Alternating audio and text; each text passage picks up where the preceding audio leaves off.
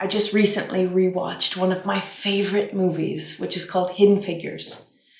It's a story of 3 African-American mathematicians that were part of the NASA space program in the US in the 1960s. And they were known as computers, meaning people who computed data.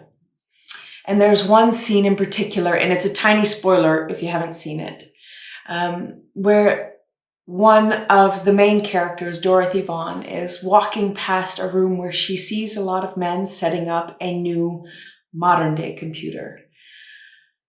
And immediately she has the recognition that as soon as that thing gets set up, that her entire team will be out of a job.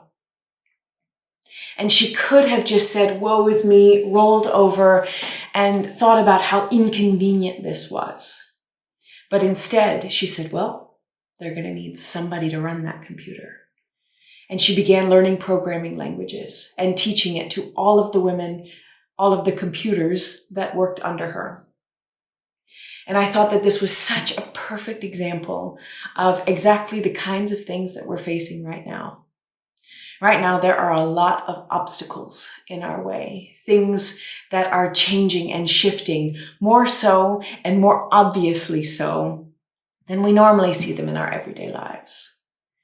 And it reminded me of the Stoic principle, the object is not in the way, the obstacle is the way. Meaning whatever is lying in front of us that we believe is blocking our path is often exactly that thing that when we learn how to deal with it, prepares us for whatever that next step is.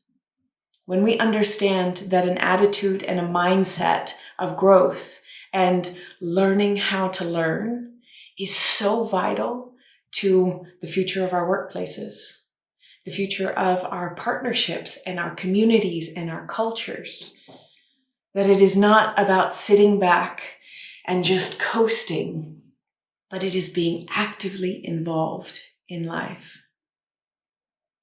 So where right now do you see an obstacle that feels like it is blocking your way? For me, I know with all of the digital stuff and not having the chance to be in person, I had some things planned for 2020 that in January I thought, yes, this will be perfect.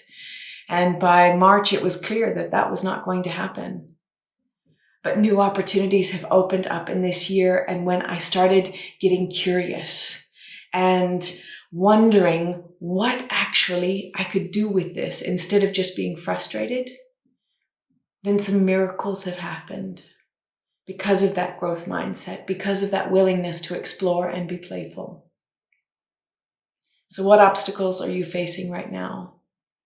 And how can you have a little shift and shimmy in attitude and in mindset to see what way this obstacle might be paving for you to an even more expansive, even more engaged, and even more free mind and life.